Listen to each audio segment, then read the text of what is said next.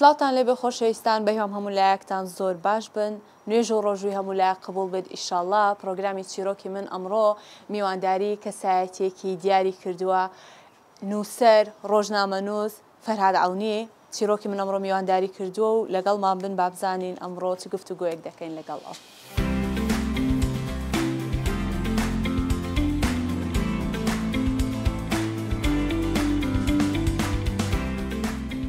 مامۆستا من دووبارە زۆر خۆشحاڵم زۆر سوپاس دەکەم کە لە کاتی بەڕێستانمان گرتووە و کاتی خۆت بە ئێمە سەرخان کردووە دووبارە زۆر سوپاس دەکەم زۆر خۆشحاڵم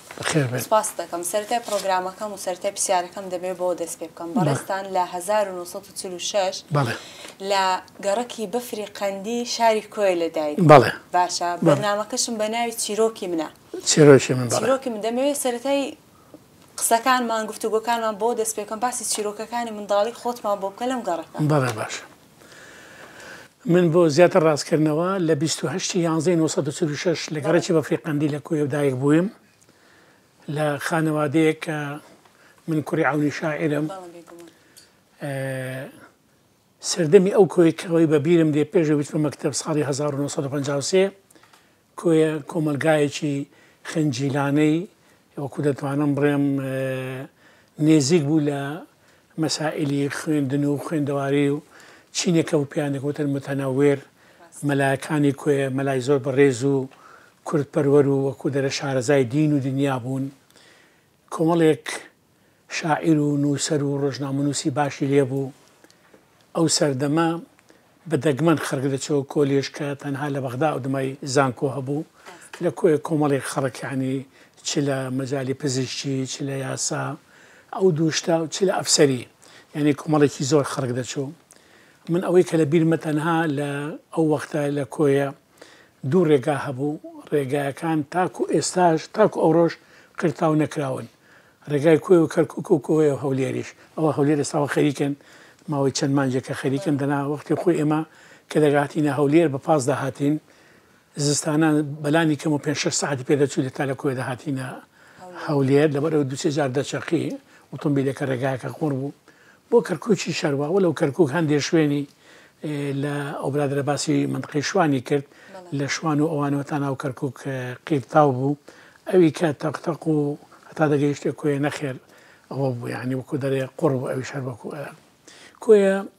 تاریخیان غەدرێکی زۆر گەورەی لێکراوە یەک لەو شارە گەورانە بوو لەو شارانە بۆ کە بۆتە سنجاق لە زمانی دەوڵەتی عوسمانی بەڕان وەکو دەڕێ زروفی سیاسی کۆیە لەبەر ئەوەی بزوتنەوەی نیشتمانی لە کۆی زۆر بەقوت بوو یەک چەپەکان کە بریتیمون لە ڕێخستنەکانی حیزبی شووی عێراقی و یەک لە نەتەوە پەرستەکان لە دارکەر و هیوا و ڕزگاری و پاشیوەی پارتی دموکراتی کوردستان و پاشەوەش ئەحزابی دیکە و یەکێتی و خەڵکی لێ پێیا بوو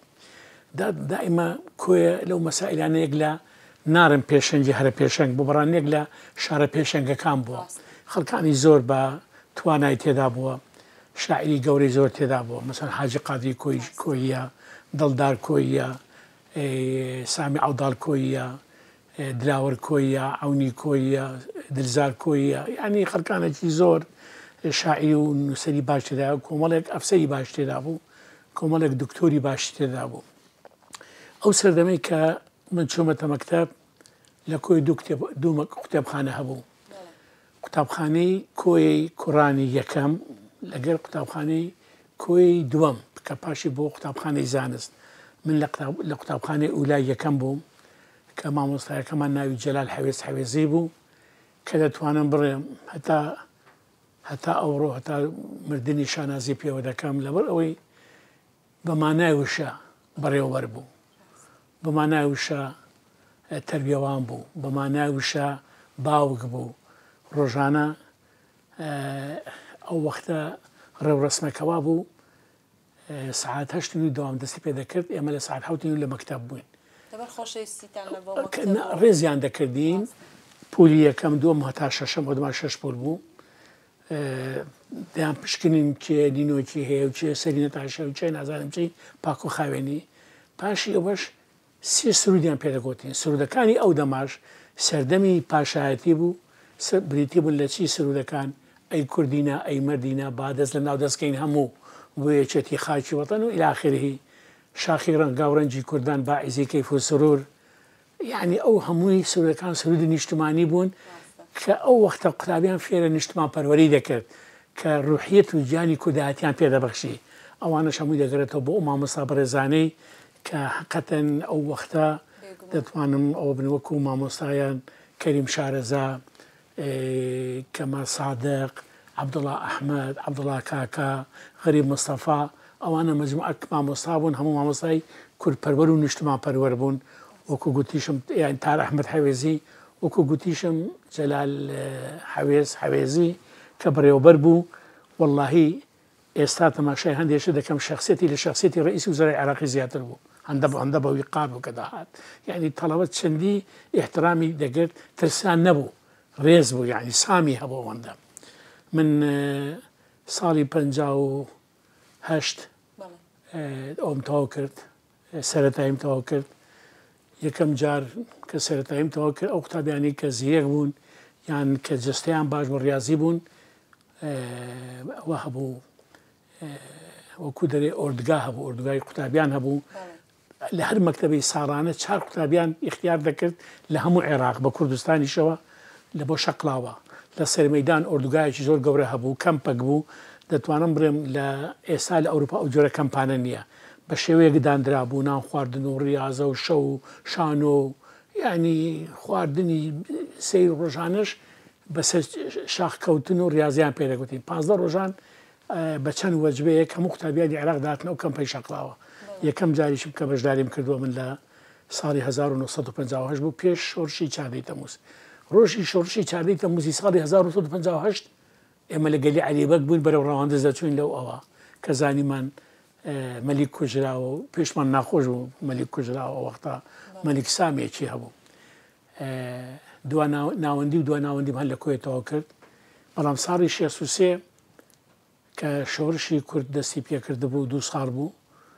بابم بحكمه بياوشي شاعر وكل بربر بو حبس بو لفاج مفاوضاتي سركداتي شورشو حكومتي عراقي بربو لمانجي سي 1963 أو وقتا كويا وكذا طعن برم ببو مربنديك كهمو شورشي كل كويا كوبوا قورتين كونغري عشائري حزبي ملي لكويا بسلوكاتي ملام صفاي بارزاني رحمتي مكتبي سياسي بارتي ديمقراطي كردستان همو عامل بتاليون وعسكري وسياسي همو لكويا كوبونوا مالي ماشي قبل مرة نبوكا ميوانا شي زور بان هبو لو خلقاني كلا درو هاتبون بابي شمو كدري خوي مشبوه بو لسر كردايتي ناچار بون بيجو كشر دست بي بكاتو چوينه دروا كچوينه دروا چوينه قرازيه باشي لقرازيه چوينه گوندي كيناي هلشويا لبي مالي باوكم مانو برا من بخوم بوما بيش برقا ولو 8 شمار 11 سالان بو من نوسر لدادگاي برزي شورش كلما ودمو بارقاكي لأو فترة 11 صالي 1964 من لما ود نوسر بو برانزوري شمپروشي وبو كا مكتب مطاو نكردو صارك دابرا ودو صال دابري باشي وتويجي صالي 1964 كلما بيني سركداتي شورش حكومة عراقي بو اما قرينو كويا براك قرينو كويا وكو تازا باش كردن نمال ما بو نكتب خانه ما بو هموي سوتا بو دار بردزرا بو حتى تصور ك بلو او واري كاربان او كردو ورجعوا خانه شابكو جاري كيديكو بس باوكم دائما ديقوش انا تعويز دبتو بران كتاب خانه كتعويز نابتو لبر باوكم خوي شاعره ديواني شاعره كان دزنوسي هبو اي وكو مصباح الديوان وكو زبيحي وكو مولوي لكتاب خانكي وده صاليش قواري قلاويش كلا بغداد دردشو مع مصطفى محمود وعلى ديس جديد اللي عندك او قلاويش انا باوكم ما ويك باور بيكراي او قوارا بولكويا لبر او ده صالح ممكن كربو تجليدش كرابو يعني او وش يعني سروت يكبو يعني قال استاذ ما بايا يعني حقيقه شيء زول او دبو زول فروشي كتاب خانكي بو ابيش بداخو كهاتينا بضي عفوا فرمو كهاتينا دسم بخير عندك صفي شوارو پێنجی دواناوەندی دەرچوو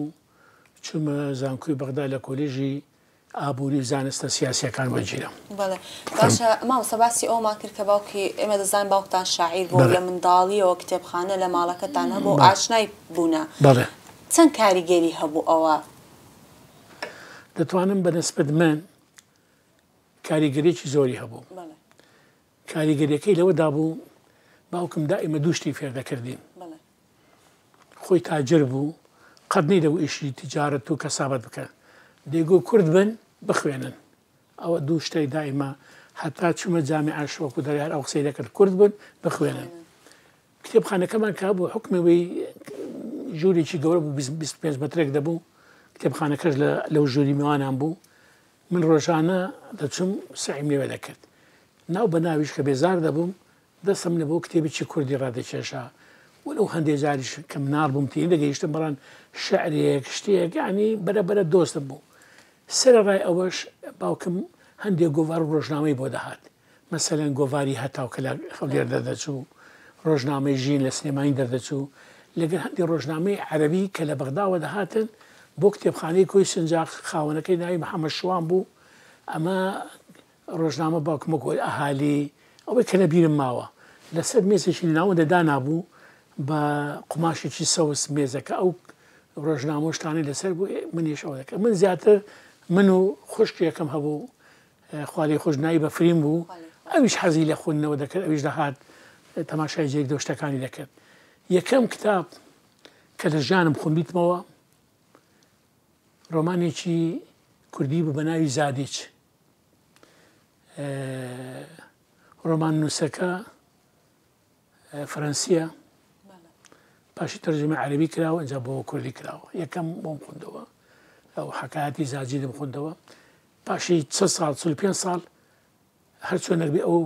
چیرۆکەم ئەو ڕۆمانم پیا کردەوە ئێستا لە کتێبخانەکەم مەوجودە. کتێبی دوم کە خوێندمەوە بە عەرەبی بوو بە ناوی مەموزین مامۆستایەکی کوردی سووریا بە ناوی محەممەد سەعید ڕەمەزان بۆتانی. ئەمە تەرجمە عەرەبی کرد بوو وەلو عەرەبیەکەم باش نەبوو بەڕان زۆری ماندوو دەکردم بەڕانەبەر ئەو خوشکەکانم دراستیان عەرەبی بوو ئەو وەختی نەختێک بابیشم مەوجود بوو. ڕۆژانە زیاتر لە 10 سوالدا 20 پرسیارم دەکرد ئەو شە معنای چی هاوکاریان دەکردم لەوە ویسان وەکو دەرێ فێرە کتێبی عەرەبی خوێندنەوەش بووم. کە کوێم بەجێ هێشت من لە وەکو حەقی خۆمە قسە بکەم من لە ساڵی 1963ەوە لە ماوەت بوومە ئەندامی پارتی دموکراتی کوردستان. لەوێ شانەیەکە بوو لە دادگای بەرزی شۆڕش لەگە ئەو خەڵکانەی کە لەوێ بوون تەنزیماتی پارتی لێ بوو کە هاتینەوە کۆیە یەکەم شانە و یان یەکەم لێژنەی یەکێتی قوتابیانی کوردستانمان دامەزران لەگەر کۆمەڵێک لە برادەران لەو دەماوە هەتا بۆ مەسکرتێری گشتێکی قوتابیانی کوردستان ساڵی هەفتا من لە ڕێکخراوە کارم کرد و لە زانکۆ وەکو دەر ئەو چند ساڵێککە ئیشمان دەکرد. بەڵێ پێم خۆشە باسی ئەو چیرۆکەم بۆ بکەیت. کاتێک جەژم بووە و باوکتان جەژنانی پێدا باشە بەڕێزتان پارەکەتان بە تەزبیع داوە ئەوە وای کردووە خۆشەویستیەکە بێ لە بینی تۆ ئەو تەزبیع لەکوێ زانی ئەمە لە شوێنێک باسم کردەوە نییە بزانام دیمانەیەک بەرێ ئەمە چیرۆکی تەزبیع جەژم بوو وعادەتەن لە عێراق عادە دوای ینی باوک مام جێژانە داتن ئەمی جێژانەکە وەرگری ئەتیادی ماڵمان هەر لە گەڕێکی بەفریقەندی بوو هاتمە ناو بازار ئەو وەختە ئەگەر شارەزای کوێ بن فەرکی حاجی قادری کۆیی لەوێ چاخانەش لەوێ بوو پیاوێکی بزانام ئیلای هەڵەبجە هۆرامان بوو کۆمەڵێک تەزبیحی پێ بوو لە ملی کرده بوو تەزبیحی قەزوان بوو ئەمە وەڵامیش بە چەندینا بە چەندی تەزبیحێکم بکری بە 50 فلس تەزبیحێکی قەزوان بوو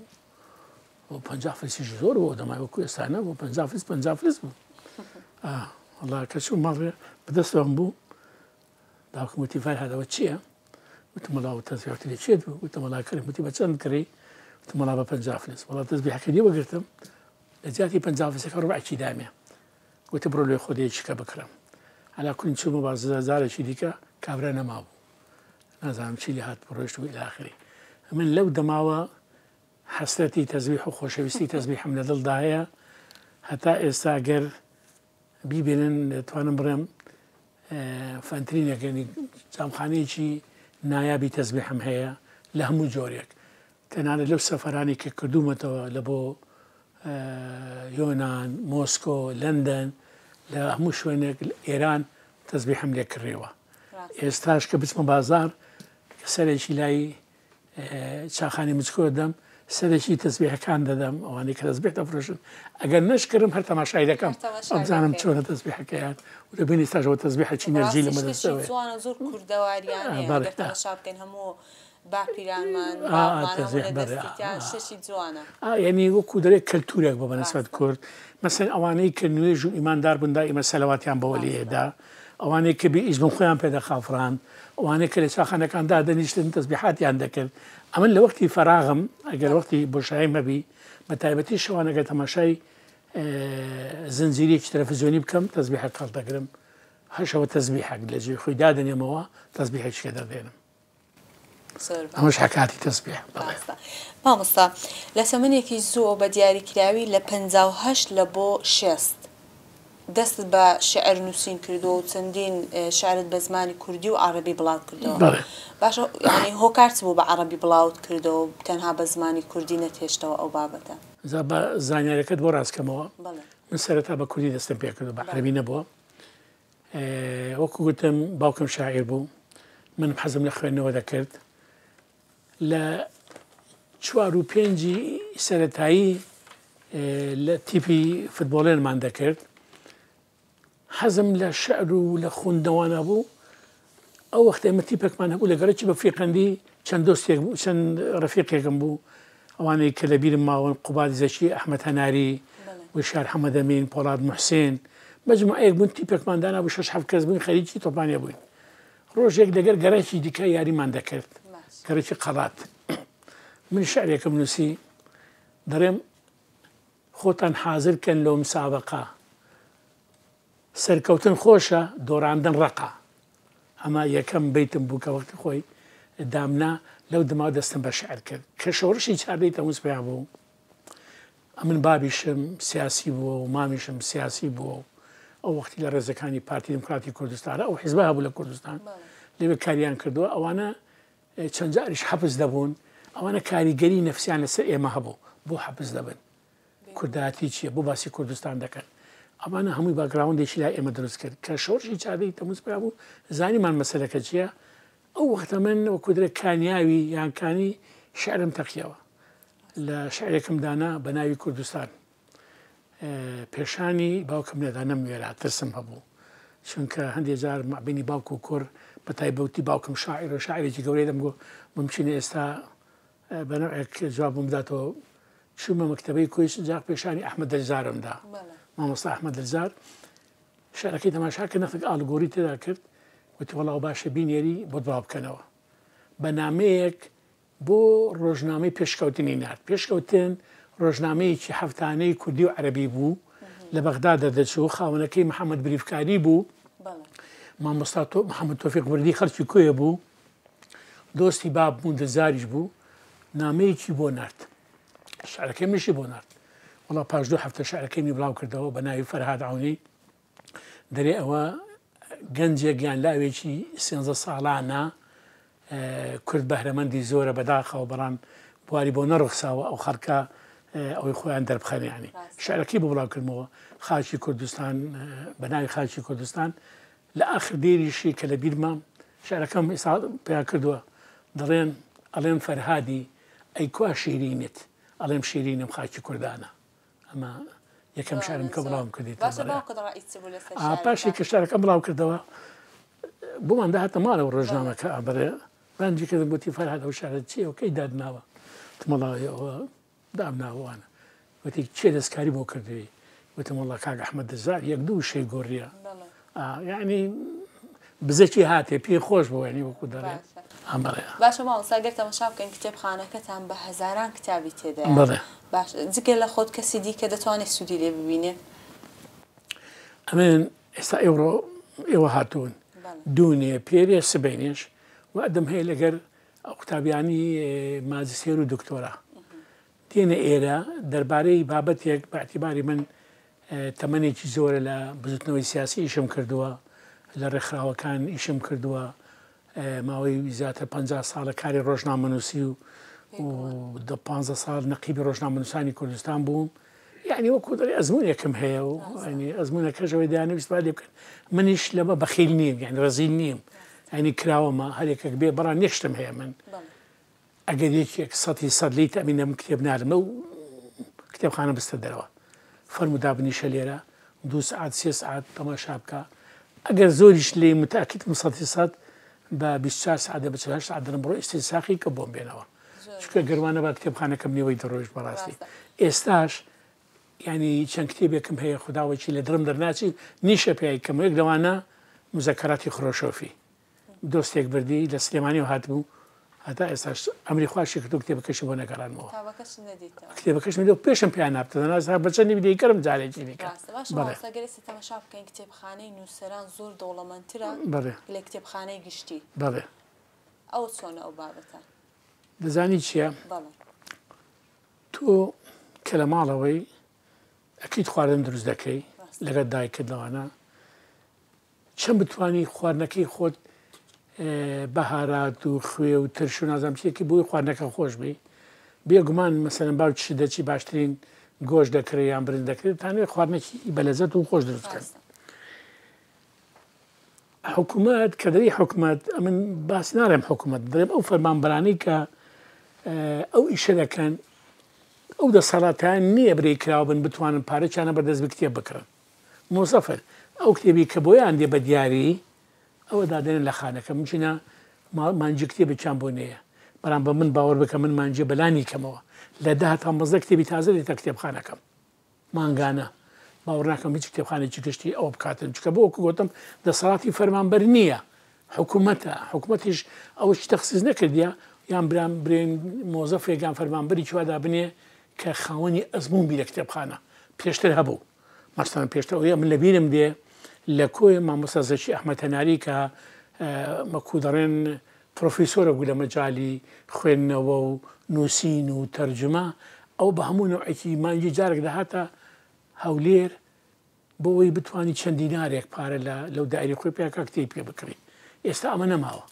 ئێستا تۆ تەماشاکە من لێرەدا ینی حەقەتەن باڕاشکاوانە برێ من گلەیەکم لە ڕخنێک لە حکوومەتی هەرێمی کوردستان دەگرم من ئەو کتێبخانەی خۆم تەبەڕع کردو لە ساڵی 2019 نامەی ڕسمیم بۆ نووسیون کتێبخانەکەم دەکەم بە شەرتێک ئێوە کتێبخانەیەکی نیشتمانی کوردستانی دروست بکەن لە 100 کیلۆمەتر مربع سەدان باڵەخانە لە وڵاتە دروست کراوە باشە بۆ کتێبخانە دروست ناکەن سبەی ڕۆژنامەنووسێک و میوانێک بێ نابی برێ لە وڵاتە چی تێدایە لە وڵاتی هەر وڵاتێک ئەگەر شانۆ ئەگەر کتێبخانی تێدا نەبوو بە قەناعەتی من ئەنی وەکو برەی دابرانە لە شارستانیت من سەفەری مسرم کرد بۆ سەفەری مسرم کرد 3 جار چووم جارێک مەخسووسن چوومە ئەوێ بۆی بچمە ئەسکەندەریە بۆ بچمە ئەسکەندەریە لەبەر ئەوەی دەتوانم بڕێم شتێک لە ئەسکەندەریە هەیە کە شازە لە هەموو ڕۆژهەڵاتی ناوەڕاست ئەویش کتێبخانی ئەسکەندەریەیە کتێبخانەیە کە ئینسان بەس ئەگەر وەکو دەتاقەتی هەبی نەک ڕۆژێک نەک 2 ڕۆژ 10 ڕۆژ 15 ڕۆژ بتوانانی هەموو ڕۆژێ بچی هەر جاری لانێک بینی ناوی ئەوتان بیستۆ محەممەد حەسەن هیکەل یەک لە نووسەرە ڕۆژنامەنووسە هەرێک گەورەکانی میسرە تەسەور کە تەوەسەتی کە دەرێگەر کە مردم کتێبخانە ئۆرشیفەکەم بنە کتێبخانەی ئەسکەندەریە ئەمە کە کتێبخانەی ئەسکەندەریەم دیتووە ئەنی حەقەتەن خوداوەجی لە کەیفم بە هیچ نایە لە وڵاتە بیر تەنها لە کتێبخانێک دەکەمەوە چونکە کوڕەکەی خۆم وەکو من فەرۆشی کتێبخانەکەم نییە ئەوە ممکن نییە بتوانانی چکە بۆ مەشغەلەتی خۆی هەیە ژیانی خۆی هەیە منداڵی خۆی هەیە و بۆ چوونی خۆشی هەیە من ئێستا وەکو دەرێ مومێ نەهات و منداڵ بووم کە خەریکی کتێب بۆ کتێبخوێندنەوە بووم ئەو وەکو من نییە فەرقەیە جا لەبەر ئەوەی ئەو سەروەتی کە لە وڵاتە هەیە بەدەیان کەسی وەکو من خاوەنی کتێبخانەی گەورەنە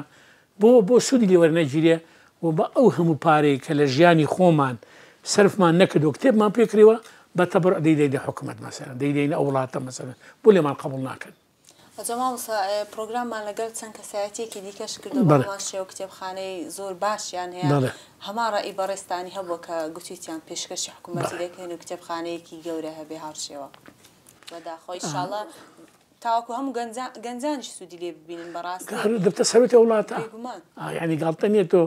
یعنی لە هەر وڵاتێک قەناعەتی من ئەنجا ڕەخنەم لێ دەیگیرێ لێ ناگیرێ هەر وڵاتێک کتێبخانە و شانۆی نەبی ئەو وڵاتە لە بواری شارستانە دابراوە ئێمە وەکو دەرێکە لە زانکۆی جیران سەرڕای کاروباری سیاسی ڕۆژانە توی کتێبخانەی وەتانی هەبوو ئیجامی عەشە بوو ئیزانکۆ هەبوو لێ سەعیمان دەکرد لێ بەش خۆش بوو تۆ لەجێ بێکی کتێب لە ولایە و ڕۆژنامە لە ولایە و دەشخوێنی و ئەمە وەکو دەرێ زیاتر تەسیراتی هەبوو کاریگەریا بوو سەرڕایەوەش من خۆم شخصیان لەگەڵ دۆستەکانم ئەو برادرانەی کە لە شوقەیەک دەژیاین ئەگەر شانۆیەک هەبایە دەبایە بچینەوە شانۆ یەکەم شانۆش کە لە بەغدا چوین ناوی النخلة والجيران بوو النخلة والجيران غائب طعمە فەرمانی بوو نووسەرەکەی کۆمەڵێک ئەکتەری هەر بتوانێت ئەو وەختە یوسف عانی زەینە فەخری عەبدولکەریم ئەو کۆمەڵە زیاتر لە 2 مانگ ئیشی کرد ئەمە هەفتەی یەکەم چوینە ئەوە لە قاعی خولت هەر شانۆگەریەکە با من شخصیان کە بۆی دەچوم یعنی ئەوانی کە لە بەغدا عەرز دەکرا لەبەر ئەوەی شانۆ وەکو گوتم ینی خواردنێکی ڕوحیە وەکو چۆن کتێب دەداتێ شانۆش بۆ شێوەیە مامۆستا لە شەستەکانی تەمەنی بەڕێستان لە شەستەکانی سەدەی ڕابردوو تو یاریزانی کۆیە بووی بەڵێ باشە ڕوبەڕووی جەزائیر بوونەوە بەڵێ بارەکە الله باش لە بیرەشتەکە من لە ژیانم بەڵێ ڕۆژانی ڕابردووم دائیمە تێکەڵ دەکەم لەگەڵ ڕۆژانی حازرم من یاریزان بووم وەکو دە تۆپی پێم دەکرد کورە سیاسەتم دەکرد کتێبم دەخوندەوە نازانم بەکو دەڕێ ساڵی 6 بوو بەزەبتارکەمە بیر نییە تیپی جەزائیر هات ئەو وەختە جەزائیری ئازاد نەبوو یعنی وەکو ئێمە شۆڕشیان دەکرد دژی فەڕەنسا تیپێکیان دروست کرد بە ناوی تیپی هەڵبژاردەی جەزائیری نیشتمانی کە ڕێکلامێک بوو بۆ شۆڕشی جەزائیر لە هەموو وڵاتانی عەرەبی دەگەڕان مەسەلێک لەوانە هاتنە عێراق لە عێراق هاتنە کۆیە لە کۆیە گەمەیان کرد لەو یاری کە ئەمە لە کۆی دەین گەمە نارێن یاری وڵامەش دەرین گەمەیان کرد ئەوان حقەتەن دیعایەکی گەورە بوو مەسەلە ممکنە 150 خەڵکی کوی نەزانین جەزائیر چییە بەڵام کە دەیانگوت تیپی جەزائیر هات ئەو وەختە لای عالم معلوم دەبوو کە جەزائیر هەیە و باشە جەزائیر هاتە کۆیە آخر لە ئەو دەمای ینی بەرنامەیان بۆ دانابوو لە کوردستان هاتە ئێرە هاتە هەولێر نازانم بۆ سلێمانی چویان ئەلاکون یاریەکە لە کۆیە بوو بەڵام منتەخەبی ئێرە کۆیەی بوو سلێمانی بۆ هەولێر بوو تێکەڵا بوون ئەو دەمای نادی بروسێکە بوو لە هەولێرێ لە ئەوەی سلێمانم لە بیر نییە لەگەر خۆی تێکەڵا بن من یەک لەو یاری زانانە بووم کە یاریم دەکرد و بالمناسبة 8 گۆڵیان تێکردین ئەی ماشەڵڵا 8 گۆڵ بەڕێ ئەوان تیپێکی بتوانا بوون و وەکو ئێمە نەبوون ئێمەش وەکو مەدەتێکی بەسە زمان چییە ئەو دووسێتی بە فەقیرەکە هاتن ئەوم لە خەیاڵ ماوە لە خەیاڵ ماوە ساڵی 74 کە چوینە ناو شۆڕش بوومە بەڕێوەبەری گشتی لاوان لە ئەمانەتی ڕاگەاندن بینم نوۆی کردەوە کە چۆن ئێمە تیپێک دروست بکەین تیپێکمان دروست کرد لەو برادرانەی کە لەگەڵمان بوون هەموو یاریزانیەکانی کوردستانی هەولێر و سلەیمانی و کۆیە و بادینان هەمووی هاتبوون تیپێکمان دروست کرد بە ناوی تیپی هەڵبژاردەی کوردستان ڕاهێنەرەکەی کاک جەمال قەرەداغی بوو سەرپەرشکاری کاک جەمیلی مەحموود بەگ بوو لە شنۆیە شوێنێکیان دابووینێ یاریمان تێدا یان یاریان تێدا دەکرد منیش ڕۆژانە ینی هەفتانە جارێک کارتەمە بۆ چونوانە سەردانم دەکردن و بۆ بووچە و بۆ یارمەتیدانیان وەسی یاریمان کرد ئەو وەختە لە ئەوەی لەو هاوینی ساڵی 74 لەگەر تیپی مەهاباد لەگەر تیپی شنۆ لەگەر تیپی ئازێربایجانی غەربی وابزانم لە یەکیان دۆڕانمان لە دوانش بردمانەوە یعنی ئەو وەختەی کە یاریمان دەکرد کە دەیانگوت تیپی هەڵبژاردەی کوردستان واللهی بەلانی کەمەوە 15,000 کەس لە کورد هاتنە ئەو گۆڕەپانۆ تەماشایان دەکرد یعنی حقیقەتەن ئەو بیرۆکەی کە دەگەڕێتەوە بۆ ئەو تیپەی جەزائیر کە هاتەوە کۆیە پاشەوەی کە بۆ زستان ئێرانەکانی قوتەرەحیان کرد وتان ئێرە بەفریە دەبارەوەوانە دیبی بنە تیپەکەیان بردینە لای ئەهواز من کە چوونە ئەهوازیش جارێک دیسان لەو ڕێگاوە لە شنەوە سەفەرم کرد و چوومەلان و دێک دوو شەو لایان مامە و پارە و ئابنوشتم بۆ بردن زۆر باشە لەش ساغ بێ بیرەوەریەکان زۆر جوانن مامۆستا دیوتە بەڵێ ڕۆژگارە ماوە تێپەڕی بەڵێ زۆر باشە بابی مەسەر ئەو پرسیارە سندیکای ڕۆژنامەنووسان کۆمەڵەی ڕۆژنامەنووسانی وەرزشیان دامەزران کە بەڕێستان نەقیبی سندیکا بوون باشە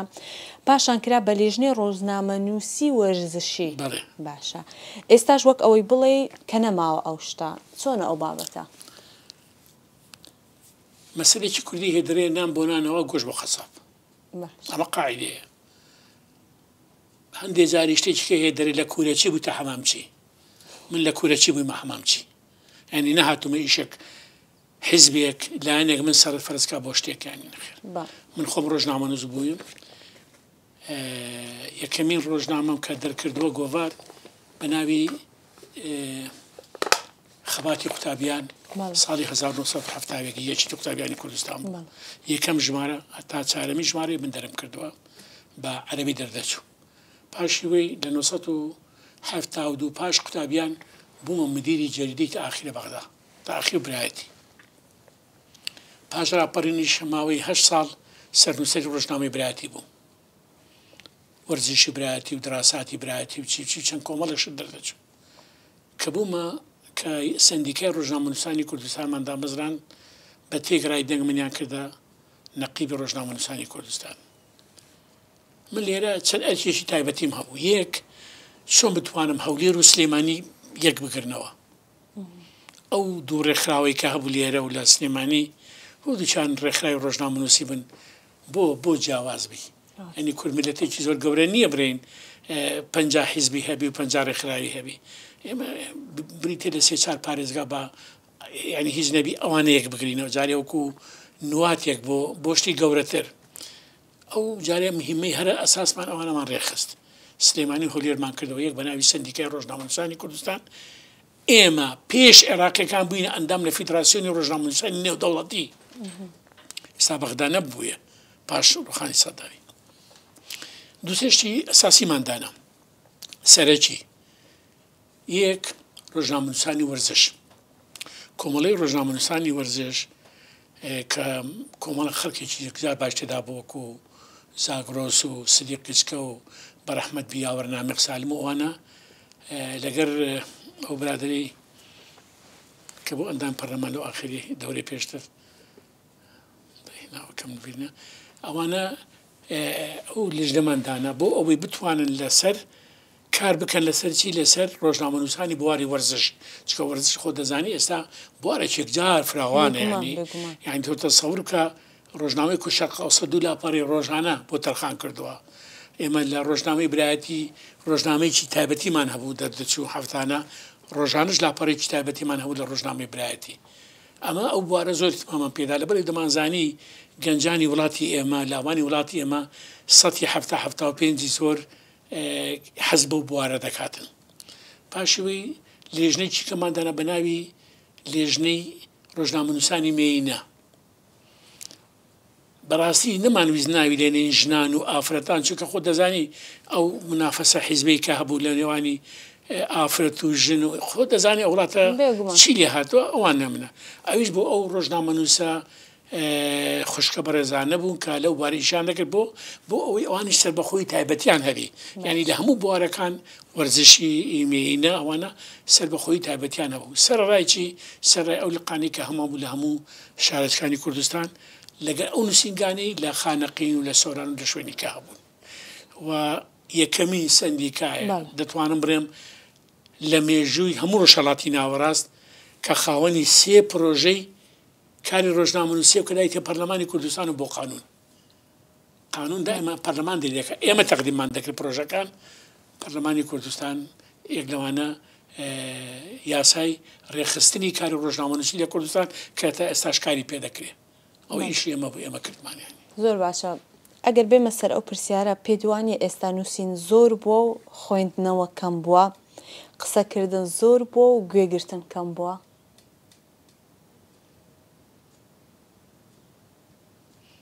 بەخوا ئەگە بتوانم ڕاشکاوانە قسە لەسەر بکە قسە لەسەر مۆزوع بکەم ئەو هەبیر ئاوی زۆر دەبێ. یەک ئەو پێشکەوتنەی کە لە بواری ئیتیساڵات و مۆبایل و فێسبوک و تەلەڤیزیۆن هاتووتەکایە تا ڕادەیەکی زۆر خەڵکانی دابڕێ لە خوێندنەوە.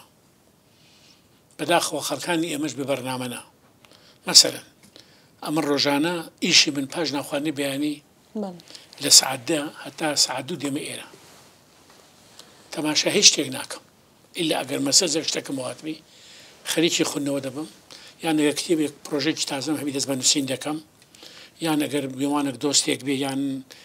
خەڵکانێکی بەڕێزی وەکو ئێوە بێن پێشوازانی دەکەم. ئەمە کاری منە کە سعات 2 چوومە ماڵەوە نانم خوارد هەتا ئەو وەختە خەڵمی دەکەوی 3:30 خەریکی خوێندنەوە دەبم،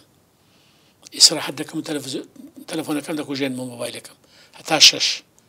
6 هەر دەسم تۆزێک پیاسە ینی ڕاضیی کورد دەکەم لە هەفتەوە تا سعات 8:30 جێم لە ئەخبار ڕدەگرم. جارێکیکە دەست بە خوێندنەوە دەکەم سعاتێک سعات و نیوەیەکی دیکە ئەگەر مسلسلەیەکی باش یان فلیمێکی باشە بێ تەماشای دەکەم هەتا وەختی سعات 12 سعات 12 دیسان دەستمە ژووری نووسەرم عادەتەکەم هەیە بە درێژبوونەوە لە خوێنمەوە تێبەلامپەکە پێ دەکەم تا ئەو وەختە خەومێ دەکەوی. مەبەستم چیە ئینسان کە لە ژیان بەرنامەی نەبوو تووشی وەکو عەرەبی پێ دەڵێن تەخەبوط یعنی تێکەڵی ئەوەک دەبی سەری دەشێوێ نازانی چ بکانی. خەڵکی من بەداخەوە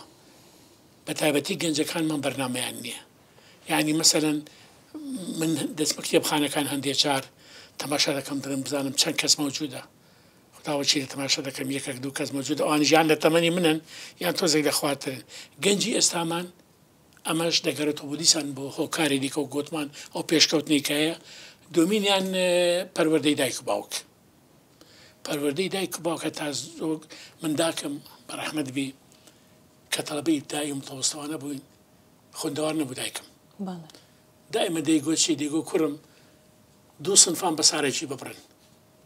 یعنی زوو عەجەلەی بکەن. ئەوەن دائمە دەیگوتەوە دەیگو 2 ساڵم بە سارێکی 2 سنفان بە سارێکی ببڕن. ئێستا وەڵڵاهی وابزانم داکەی نازانی کوڕەکەی سنفی چەندە بۆلی چەندە، یعنی ئەو تەوجیهە نەماوە ئەو پەروەردەیە نەماوە. ئەگەر تەماشاش بکەین ئێستا هەمووی دەڵێ دنیا پێشکەوتووە و ژیان پێشکەوتووە لە هەموو بارێکی دەی پێشکەوتەوە پێشکەوتنی ڕۆچیە سەقەتە لە ناخن نییە. تۆ ئەو ڕۆژە من بەرنامەیەکم دیت یعنی وەکو گەڵتە جاری بوو لە یەک لە تەلەڤیزیۆنەکانی عێراقی بوو، لیان دەپرسی ناوی سەرۆک کۆماری عێراق چێیە، یەک دەرێ سۆدانیە یەک دەرێ نازانم مالیکیە، خداوەچی لە 10 کەسانی کەیتیان نازان ناوی ڕێزی کۆماری عێراق چێیە کە عەبدوڵەتیف ڕەشیدە. ئەمە دلیلی چییە؟ ئەمە نیشانەی ئەوەیە کە دابڕانێک کە کۆمەلگای ئێمە دابڕانێک لە شارستانێتی حەقیقی ڕاستەقینی دابراوە کە قەت تەسەووڕ ناکە بەداخەوە کە ئەمەش دەبتە هۆکاری کارەساتێک کە لە ئایندەدا نەوەکانی ئایندە باجەکەی دەدەن. باشە دەتانین بڵێن یعنی زوو هاتیلی سۆشیال میدیا ئەوەندە کاریگەری هەبووە کە خەڵک بەو شێوەیە بیتن؟ تەماشاکە من سەفەری ئەوروپام زۆر کردووە، یعنی زۆر جار بە قیتار لە شارێک بۆ شارێکیکە خداوەچی لە کەس نبینی بەتەنها هەموو کتێبی پێ ڕۆژنامەی پێ شتێکی پێ دەخوێنتەوە. ئێمە چەند کەس دیوتە وڵای مەهمی تەماشای مۆبایلەکەی دەکەی ملیش سەقەت دەمیان لێوە بکات لە قەڵابەت تۆ تەماشای ئاسمان کە زیاتر ینی ناڕێن بەداخۆی ئێمە شتەکانمان هەتا ئێستاش لە قوتابخانەکانمان بە ئەو ڕەخنش لە تەربیە بگرین بەڕاستی ینی لە زانکۆکان بگرین هەتا ئێستا وانەیەک نییە دەستێک نییە کە نەوەی ئێستامان لە پولی یەکەمە ئۆتۆجیە بکاتن کەوان لێبین ڕیان بینی بخوێننەوە. ئێمە مامۆستامان هەبوو مەسەلەن لە سنفی چواری قۆناغی چواری سەرەتایوانە چێ لە ماڵ دەخوێنتەوە چێ شعرێکی لەبەڕا چێ پێیان دەگوتین بەسەم دەمگوت ڵام فش دەیگو دەوەرە بەرامبەر ئەو تەڵەبانە بەرەوی خوێنەوە ئەجا سەپڕێکی بۆ لێ بدەن ئەمە شتێکی بوو ئێستا ئەمە نەماوە شتێکی کەشێ مامۆستا ئەگەر تەماشا بکەین ئێستا لە مەکتەبەکان کتێبخانەی گچکە هەیە باشە بەس دەرکەکەی قفل دەکەن نەهێڵن تەڵەبە بچی دانیشتێ نازانم ئەعنیدی لە بۆ چە هەیە ناڕێم یانی شتەکانی مامووی سەقەتن ئەمە زۆر جار مەسەلەن ئەگەر دەرسێکی شاغیرمان هەبووە مامۆستایەکە دەیبردین لە کتێبخانەی دایدەنان دەگەڕە خۆتانێکی کتابەکی بخوێنەوە ئەنجا حتا لە سانەویش ئێمە لە سەمبی چاڕوان مامۆستایەکمان هەبوو مامۆستا مەجید سێگرەکانی خەڵکی کۆیە بوو بەس مامۆستایەکی هەتا پێی بە ئیمکانیەت و زیرەکەوە بوو والله ڕۆژە گوتی چێ دەبی ئینشایەکی عەرەبی بە قسە نەک بە نووسین مادەی عەرەبیمان هەبوو ئێمە سنفەکەمان ئەدەبی بووین 36 قوتابی بووین ڕۆژی دوایی هات گوتی چییە کتێبێکم بۆ یعنی ئینشایەکم بۆ دەرێ بە عەرەبی تەرجمەیەک کەسێک نەبوو من تەنها دەستم برم کرد وتی وەرە وتی چه ئینشایە کرد گوتم ڕۆمانێکی ئەرنستە منگوایە وداعا للسلاح کەوتم السلاح وتی فەرهاتووشە مەشاکلمان مەکە سلاحێکی وتم مامۆستا ڕۆمانێکی کۆنە ئەوە نییە گوتی بیڕێ بە عەرەبی قسەم کرد ئێستاش لە بیرما بزانە مامۆستای عاقڵ و ڕێک و پێک و زیرەک ئەوەل ئێرەی گرتم وتی تەماشاکە ئێوە 36 تەڵەبەنە تەنها یەکتان خوداوەکی لە فەرهادیش لە مستوای تەڵەبێکی ئەعدادی مەرکەزی بەخدایە یعنی ئەوە تەشجیعەک بوو بۆ من زیاتر بخوێنمەوە تەڵەبەکانی کەشی تەشجیع کرد کە مامۆستایەک مەدحی من بکە کە دەرەجەی کاملم لە ئینشا عەرەبی بداتێ ئەوانیش تەشجیع دەبن ئەوانیش ئەوە دەبن بەڕام بەداخەوە ئێستا ئەمە نییە یعنی هەتا پەروەردەشمان گۆڕاوە ئێمە باشە دەڵێن فەرهاد ئەونی شاعیرە و عاشقیشە شاعر و عاشق ئەم نازانم ئەو بابەتە ئەجا زاری چ لە وڵاتی ما کەلیمەی عاشق وەتە سەودەکەن عاشق تەنها بۆ ئەفریقا ئەمێن پیاوێکم ئەوەی کە خۆم دەناسم مەتی خۆم ناکەم بە شێوەیەک هەز ناسکەم والله سوێندە لەسەرم نییە ئەگەر دارێک لە دەرەوە ببینم ئاوی بێ ئەوم پێ ئاوی دەم خۆشم نەبی نڕێم چی ئەو کوردستانە بە سەوزاییەوە جوانە بە دار و دەختەوە جوانە تەماشای مارەکەی ممکەی تقریبا 500 متر هەموو دەرو ژوورم هەم سەوزاییە واللهی تانکەری ئەوم بە 90,000 نەرکردی و ئەو سال لەو ئەزمەکەی خودداوە چی لێنی شاعرم شعرم داناوە بەڕان لە شعر چوومەوە کە تێکەلی سیاست بوو لە ساڵی 66 کوانە شعرم بڕاو کردوتەوە لە ڕۆژنامەی پێشکەوتن و ژینی سلێمانی پاشی وازم لە شعری هێنا مەسەلەی عاشقایەتێکە بتێوێ نەتەوێ ئینسان ناتوانانی لە واقعەک هەڵبێ واقعێکی ڕۆژهەڵاتی ڕۆژهەڵاتی ساڵانی 50کان و 60ەکانی وەکو ئێستا نەبوو یعنی ئەگەر نامەکمان بۆ خۆشەویستەکەی خۆمان بنووسی باوەمان زانیداخوا چوینە مەریخ نامە گاڵتە نەبوو تۆ نامە بۆ کچێک بنووسی و کچەکە جواب دەداتەوە عاشقاتەکەی مە عاشقاتێکی عوزری پێدەگەن پاک و خاوێنەکان بوو ینی عاشقاتێکی ڕەسەم بوو بەمانای خۆشەویستی یعنی خۆشەویستی کە خودی خۆشەویستی دەنوێنی خۆشەویستی بوو لەمە زیاتر نەبوو یعنی ئەویش دەبایە زۆر بە نهێنی کەس نەزانی چونکە ئەگەر فلانی خۆش دەوێت فلان دۆستی فلانە دەبۆ کارەساتێکی دەبۆ شتێکدا لەبەر ئەوەی لە ئەوەی زۆر تەسک مەسەلەکان دەماوە بەڕان لەوە زیاتر تەجاوزی نەکرد لە زانکۆ کە زۆر بەرفراوان بوو ساڵی یەکەم کچێکمان هەبوو عەرەب بوو خەڵکی ناسریە بوو کە دیتی من ئەخلاقی من سلوکی من یعنی وای لێ هات مثلا درنگ پاری بۆ دەهات دێگو فەرهاد پێزدارم بە قەرب بێت تا سەری مانگ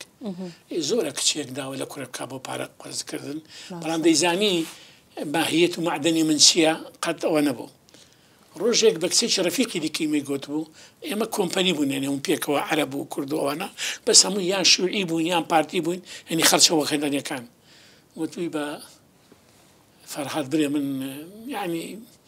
بما معنى ئەو کتەکە من چاوم لە سەریتی ئەگەر حەز بکە پەیوەندی خۆشەویستی بکەین ئەو کچە خەڵکی ناسریە بوو منیش پێم گوت خوشکی بەڕێز من کوردم قەت ڕۆژە لەگەڵ ڕۆژان بیلەوەی ناکەمەوە بە کچێکی عەرەبی برێم ئەحبەک لە زارم نایە من کوردم و دەبی ژنێکی کورد بینم زۆر سپاسی هەستی بیش دەکەم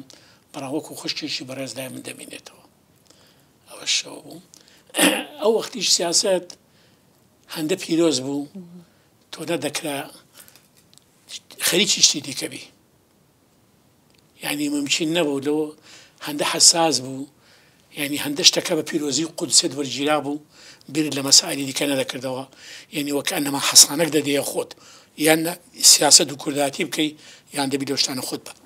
دەبی خۆت پارێزی مەسەلەکان بەو شێوە بووە مەڕە ئەو ژنەی کە هینام حەقیقەتەن لە شەوی 11 ئازاری ساڵی 1970 ئێمە دەچینە قەسری جمهوری کە بەیانەکە خوێندراوە بەیان 11 ئازار منە وەختە لە سەرکردایەتی قوتابیان بوو لەگەر ئەو کۆمەڵێک قوتابی کچ و کورد چوینە قەسری جمهوری بانجان کردبووین برای ئەو کچەی کە ئێستا بوویتە خێزانم لەگەرمان بوو دەبای ئەمە کۆمەڵە کچیش ببین یەک لەو کچانە ئەو خێزانی من بوو. خۆشەویستان بەش یەکەم پرۆگرامی چیرۆکی من کۆتایی پێهات لە بەشی دووەمی پرۆگرام لەگەڵ مامۆستا فەرهاد عەونی لەگەڵتان بەردەوام دەبین.